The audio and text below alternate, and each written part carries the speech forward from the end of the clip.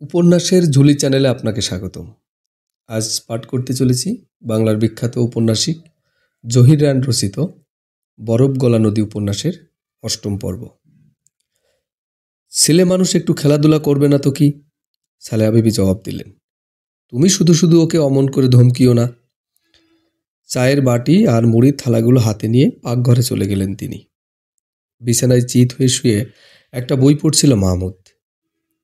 চায়ের কাপটা পাশে নামিয়ে রাখতে বইটা বন্ধ করে বলল, হ্যাঁ রে হাসি, ধর আমি যদি একটা বড় চাকরি করতাম, মাসে যদি ৫০০ টাকা আয় হতো, আর তোদেরকে যদি রোজ বাইরে বেড়াতে নিয়ে যেতাম, এটা সেটা কিনে দিতাম, তাহলে তোরা আমাকে খুব ভালোবাসতি, তাই না? হাসিনা বুঝল না। অবাক হয়ে মাহমুদের দিকে অনেকক্ষণ তাকিয়ে রইল সে। তারপর ফিক করে হেসে দিয়ে বলল, তুমি ৫০০ টাকা আয় করতে পারলে তো, বলে ছুটে সেখান থেকে পালিয়ে গেল সে। অপমানিত বোধ করল মাহমুদ। সেও পুরুষ, ৫০০ টাকা আয় করার মতো সামর্থ্য কোনোদিন কি হবে না তার? হবে না এই জন্যে যে তার শক্তি নেই, ক্ষমতা নেই, যোগ্যতা নেই।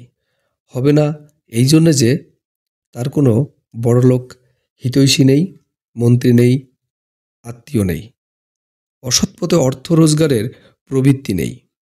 মরিয়ম, হঠাৎ চিৎকার করে ডাকল সে। মরিয়ম! প্রথম তার কোনো জবাব এলো না। দ্বিতীয় ডাকের একটু পরে মরিয়ম সশরীরে এসে হাজির। আমায় ডেকেছ? হ্যাঁ। বসো। এক চুমুকে চায়ের কাপটা শূন্য করে একটা বিড়ি ধরালো মাহমুদ। তুমি কি করবে ঠিক করেছ? মরিয়ম ইতস্তত করে বলল, এখনো কিছু ঠিক করিনি।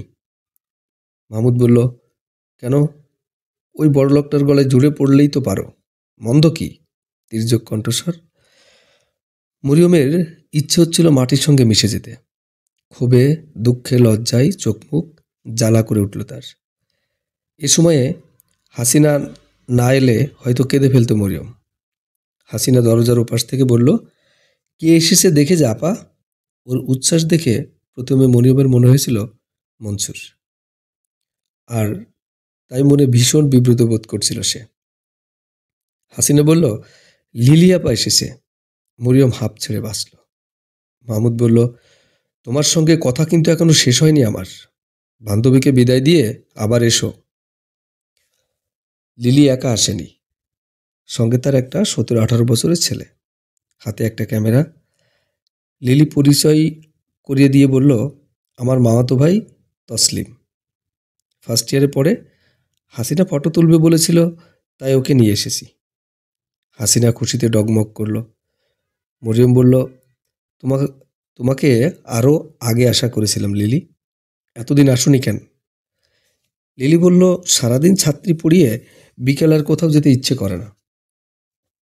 মরিয়ম বলল, আমার অসুখ করেছিল, যদি মরে যেতাম। লিলি অবাক হলো। অসুখ হয়েছিল? আমাকে একটু খবর দিলেই তো পারতে, আমি কিচ্ছু জানি না। মরিয়ম বলল, কার হাতে খবর পাঠাবো? লিলি বলল, তোমার দাদাকে তো প্রায় দেখি, আমাদের স্কুলের সামনে একটা রেস্তোরাঁয় বসে বসে আড্ডা দেন, তার হাতে খবর পাঠালে পেতাম। মাহমুদ সম্পর্কের লিলির মন্তব্যটা ভালো লাগলো না মরিয়মের। হাসিনা বলল, দেখলি তো আপা, ভাইয়াটা সারাদিন রেস্টুরেন্টে বসে আড্ডা মারে, তাই তো বাসায় বেশি কিছু খায় না।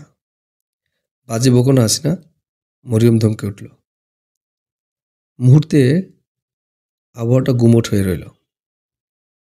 অবশেষে পরিবেশটা হালকা করে লিলি বলল, চলো ফটো তুলবে। হাসিনা হাততালি দিয়ে বলল, চলো আপা, ভাইয়াকে ডাকবো। তারপর তসলিমের দিকে চেয়ে বলল, আমার একটা ফটো তুলে দিতে হবে কিন্তু। আপনারা কি গ্রুপ ফটো তুলবেন, না প্রত্যেকে আলাদা আলাদা করে? তসলিম এতক্ষণে কথা বলল, আমার কিন্তু বেশি ফিল্ম নেই।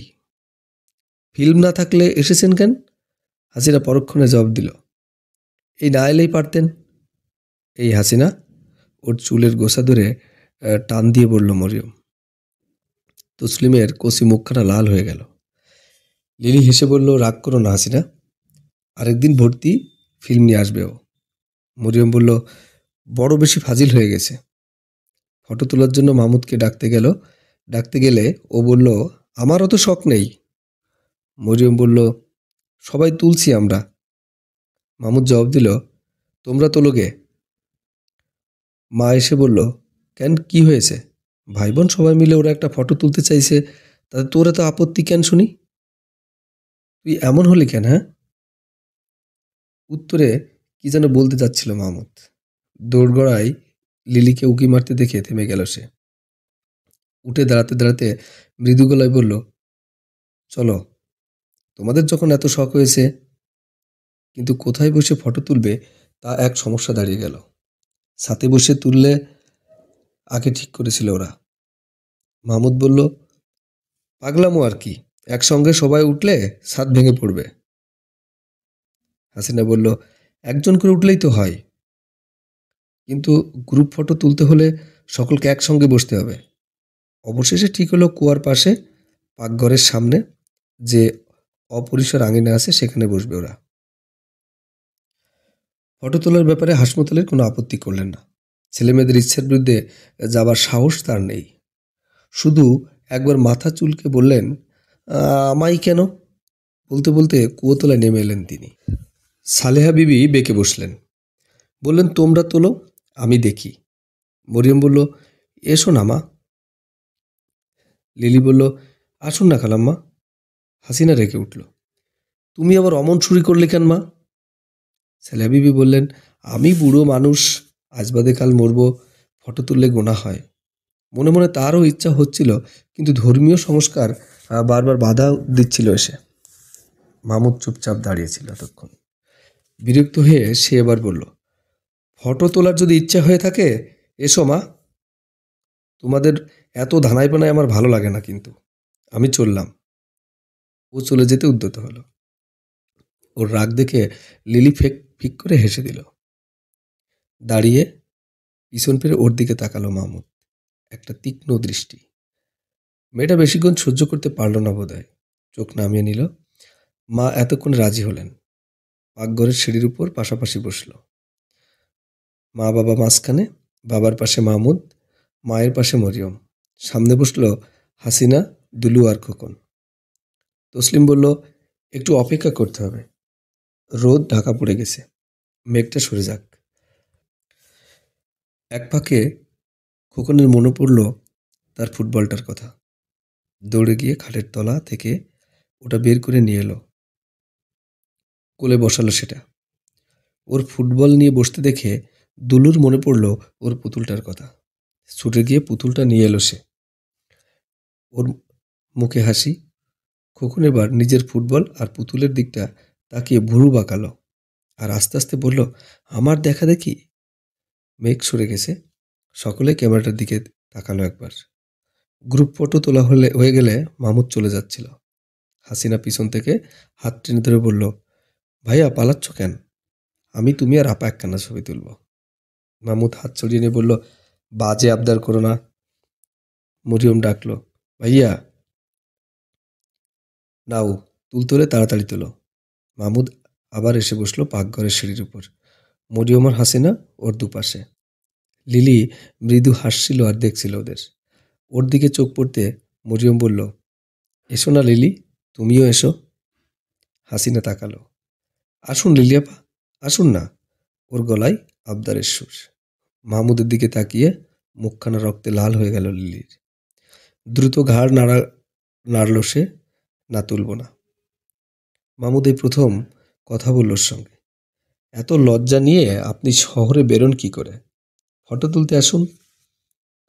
লিলি এবার সরাসরি তাকালো ওর দিকে। মুখখানা স্লান হয়ে গেছে তার। মাথা নেড়ে আস্তে আস্তে বলল, আপনারা তুলুন। ফটো তোলা শেষ হলে তসলিমকে ধরে বসলো হাসিনা। আমাকে ছবি তোলা শেখাতে হবে। তসলিম সুবোধ বালকের মতো মাথা নাড়ালো, আচ্ছা। হাসিনা বলল, আচ্ছা তো বুঝলাম, কিন্তু আপনার দেখা পাওয়া যাবে কোথায়? তসলিম ঠিক কোনো উত্তর না দিতে পেরে ইতস্ত করছিল। হাসিনা বলল, আপনি আমাদের বাসায় আসবেন, রোজ একবার করে আসতে হবে কিন্তু। তসলিম মৃদু হেসে সায় দিল, আসব। হাসিনা সহজে ছেড়ে দিল না তাকে। ক্যামেরাটা নিয়ে কিছুক্ষণ নাড়াচাড়া করলো সে। কি করে ছবি ওঠে জিজ্ঞেস করলো। একটা ক্যামেরার দাম কত জানতে চাইলো। আজকে তোলা ফটোগুলো কবে পর্যন্ত পাবে সে ব্যাপারে প্রশ্ন করলো।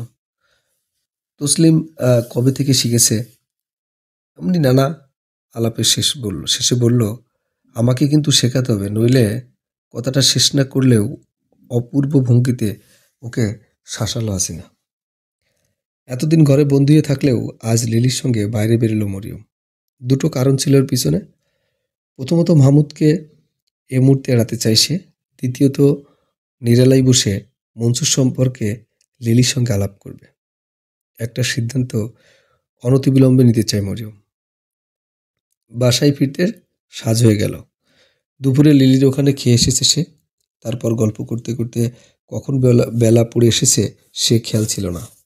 বাইরে থেকে হাসিনার উচ্ছ্বসিত গলার স্বর শুনে বুঝতে পেরেছিল মনসুর এসেছে।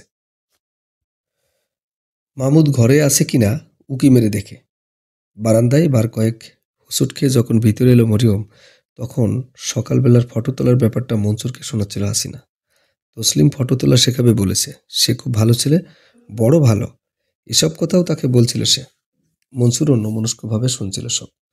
মরিয়মকে দেখে মুখখানা মুহূর্তে উজ্জ্বল হয়ে আবার শ্লান্যতায় ফিরে এলো। কখন এসেছেন আপনি? ভিতরে এসে প্রশ্ন করল মরিয়ম। অনেকক্ষণ, স্লান মুখে বলল মনসুর। আপনি বুঝি আবার বেরোতে শুরু করছেন? মৃদু হেসে ওর পাশ কাটিয়ে এসে বিছানার উপর বসল মরিয়ম। ময়লা চাদরটার দিকে চোখ পড়তে হাসিনার প্রতি একটা কটাক্ষ হানলেন সে। হাসিনা আবার ফটো তোলার খবর শোনাতে লাগলো। তারপর বলল, আমাকে একটা ক্যামেরা কিনে দিতে হবে মনসুর ভাই। মনসুর হেসে বলল, কিনে দিব। মরিয়ম উসকুস করছিল। আকস্মাৎ হাসিনার দিকে তাকিয়ে বলল, তুমি একটু বাইরে যাও হাসি, মনসুর সাহেবের সঙ্গে আমার কিছু আলাপ আছে। গলার স্বরটা অদ্ভুত শোনালো মরিয়ম। মনসুর অবাক চোখে তাকিয়ে রইল ওর দিকে। একবার মরিয়ম আর একবার মনসুরের দিকে তাকিয়ে বাইরে বেরিয়ে গেল হাসিনা। একেবারে চলে গেল না সে, বারান্দায় আড়ি পেতে দাঁড়িয়ে রইল। দুজনে নীরব। মরিয়ম ভাবছিল কি করে কথাটা বলা যায় ওকে। মনসুর সংকুচিত হলো। চরম মুহূর্তটি বুঝি আজ এলো ওর সামনে। আরো অনেকক্ষণ চুপ থেকে অদূরে টেবিলটার দিকে তাকিয়ে মরিয়ম বলল, আপনি রোজ রোজ কেন আসেন? যা আশঙ্কা করেছিল মনসুর, সারা দেহ যেন ঘাম দিয়ে জ্বর এলো তার। ক্ষণকাল পরে সে বলল, সে কথা কি এ মুহূর্তে শুনতে চান আপনি? ওর চোখে চোখ পড়তে দ্রুত চোখ জোড়া নামিয়ে নিল মরিয়ম। হ্যাঁ। গলাটা কেঁপে উঠল তার। আবার নীরবতা। নড়েচড়ে সোজা হয়ে বসল মনসুর। বার কয়েক ঢোক গিলে অবশেষে বলল, আমি আপনাকে ভালোবাসি। অপ্রত্যাশিত কিছু ছিল না, তবু সারা দেহ দোলে উঠল মরিয়মের। জীবনের আরেকটি ক্ষণ মুহূর্ত মনে পড়ে গেল। বুকটা দুরু দুরু কাঁপছে, ভয়ে, আনন্দে। মুখ তুলে ওর দিকে তাকাতে পারল না মরিয়ম। মনে হলো ওর দৃষ্টির সামনে থেকে যদি নিজেকে এখন কোথাও লুকিয়ে ফেলতে পারত সে। বিছানার চাদরটাকে ডান হাতে আঁকড়ে ধরল মরিয়ম। ওকে চুপ থাকতে দেখে অদ্ভুত গলায় মনসুর আবার বলল, আমি জানি না আপনি কি ভাবছেন। যদি অন্যায় কিছু বলে থাকি তাহলে ক্ষমা করে দেবেন আমায়। আরেকবার ঢোক গিলল সে। কথাগুলো ঠিক গুছিয়ে বলতে পারছি না আমি। আপনি বিশ্বাস করুন, জীবনের প্রথম একটি মেয়েকে ভালোবাসি বলছি। যদি আপনাকে প্রথম দেখি সেদিন থেকে। কথার খেই হারিয়ে ফেলল মনসুর।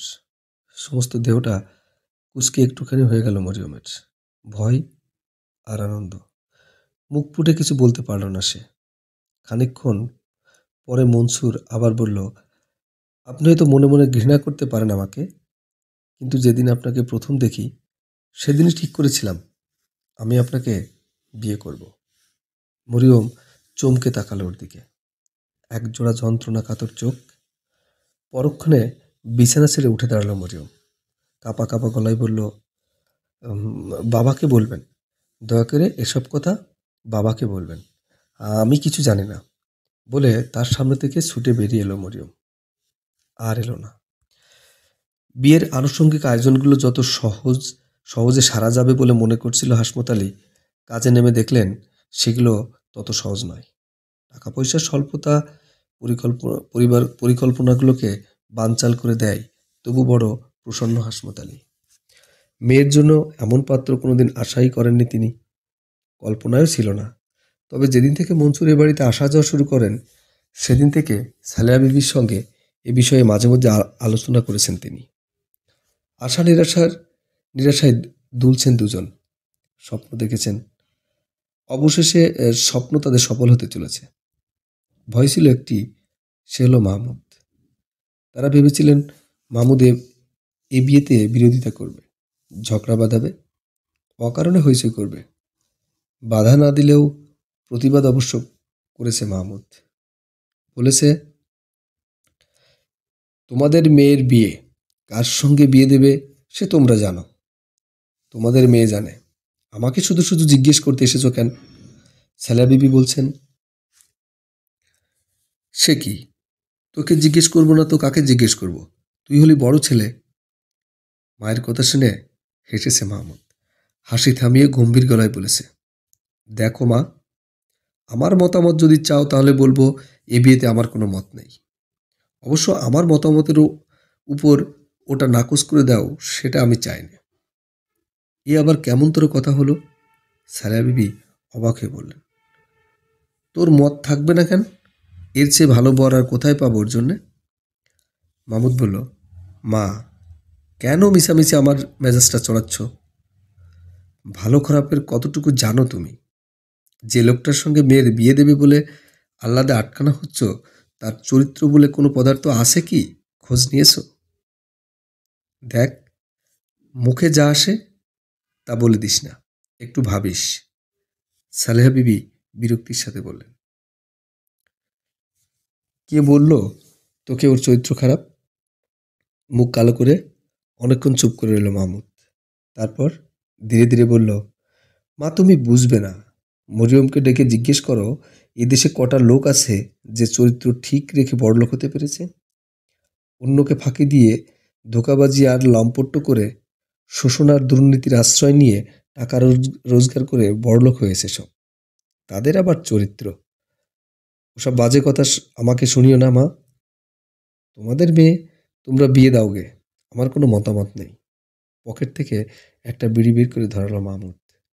উঠে দাঁড়িয়ে চলে যাবার পথে মা আস্তে করে বলল, তোমার মত থাকুক কি না থাকুক, এ বিয়ে হবে।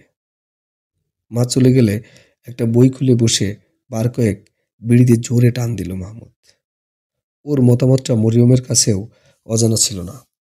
তাই পারতপক্ষে মাহমুদের সামনে আসে না সে। যতক্ষণ মাহমুদ ঘরে থাকে ততক্ষণ খুব সাবধানে চলাফেরা করে মরিয়ম। কখন সামনে এসে গেলে লজ্জায় চোখ মুখ লাল হয়ে আসে। পাশ কাটিয়ে এক পাশে সরে যায় সে।